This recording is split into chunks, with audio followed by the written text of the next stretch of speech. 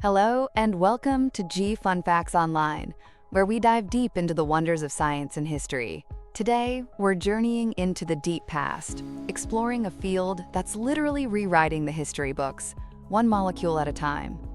It's called Paleo-Proteinomics. Sounds complex, right? But stick with me, because this is how scientists are unlocking ancient secrets from fossils, artifacts, and even the gunk on old teeth. So what exactly is Paleo-Proteinomics? Imagine being able to read stories from creatures that lived millions of years ago. That's what this field does by studying ancient proteins. Think of it as a high-tech detective agency for the past, blending molecular biology, paleontology, archaeology, and more. For a long time, ancient DNA, or aDNA, was the star player for looking into the past. But DNA is a bit fragile. The oldest human DNA we've sequenced is about 400,000 years old. That's impressive, but it leaves huge gaps in our understanding of earlier human history. This is where proteins come in. They're the superheroes of survival. Paleo-Proteinomics has smashed that time barrier. Scientists actually sequenced proteins from an 800,000-year-old tooth enamel belonging to a human ancestor called Homo antecessor *. That's double the age of the oldest DNA. And it gets even crazier. Proteins from a 1.77 million-year-old rhinoceros tooth have been successfully analyzed. Some researchers think we could even get protein data from humans dating back at least 1 million years. Why do proteins last so long? Well, they have a more compact structure and fewer chemical weak spots than DNA, so they degrade much slower, especially when they're tucked away safely inside bones, teeth, and even eggshells.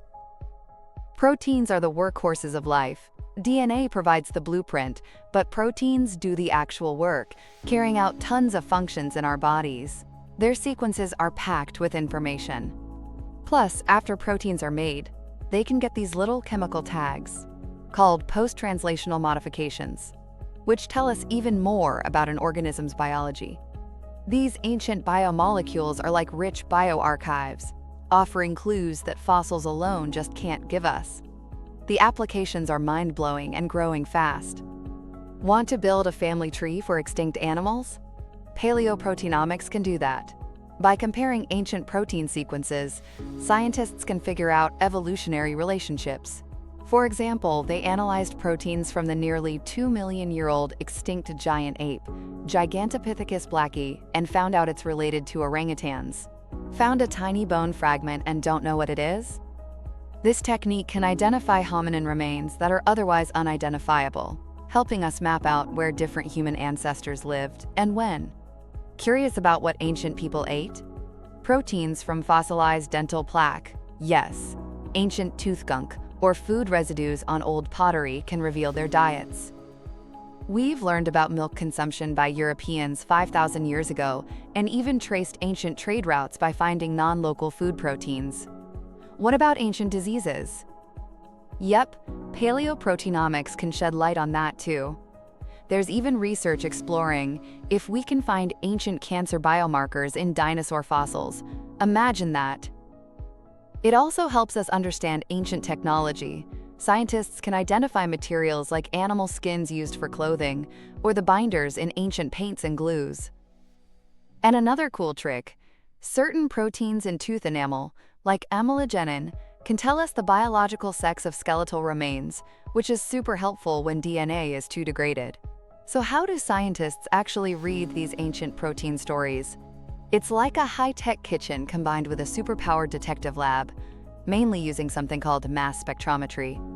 First, they carefully collect tiny samples from well-preserved sources, like bones, teeth, enamel as gold, eggshells, or that dental calculus we talked about.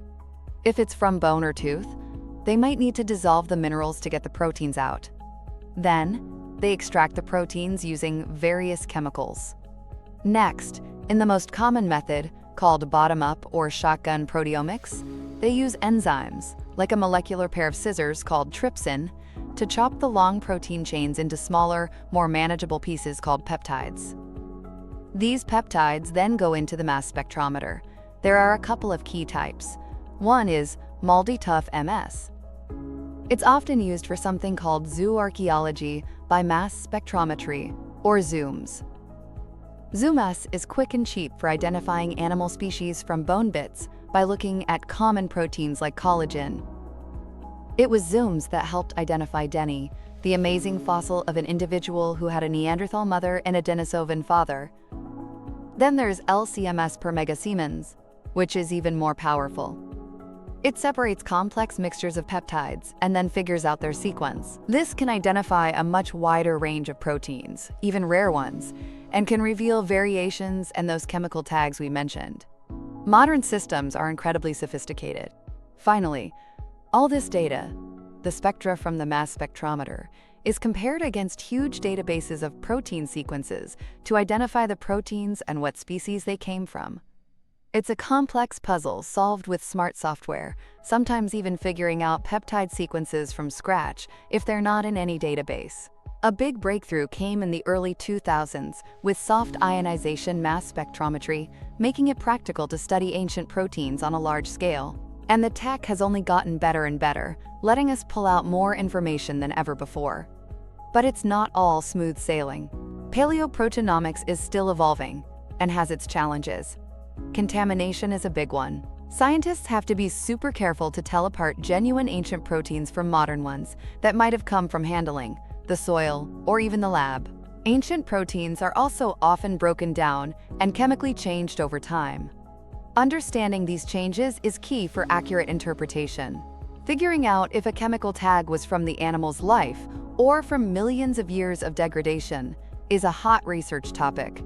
And the databases they use to identify proteins? They're not always complete, especially for extinct or poorly studied species. Plus, there's the dark proteome, all the ancient proteins still hidden, waiting for our techniques to get good enough to find them. Despite these hurdles, the future is incredibly exciting. Researchers are constantly improving methods to find more proteins and get more information. AI and machine learning are also starting to play a big role in analyzing the complex data. There's a big push to standardize everything: how samples are taken, how data is analyzed, so results from different labs can be trusted and compared. And combining paleoproteinomics with other methods, like ancient DNA and isotope studies, gives us an even richer picture of the past. As the technology gets even better, scientists expect to dive deeper into that dark proteome, potentially finding totally new proteins and understanding life from hundreds of thousands or even millions of years ago in ways we can't even imagine yet. So, from figuring out who our ancient ancestors were, to what they ate, and even the diseases they faced, Paleo-Proteinomics is giving us an unprecedented molecular window into the deep past. It's a stunning reminder of how resilient life's building blocks are, and a testament to the incredible ingenuity of scientists. As this field continues to grow, get ready for even more groundbreaking discoveries that will reshape our understanding of ancient biology and our own place in its epic story. Who knows what secrets these ancient molecules will tell us next?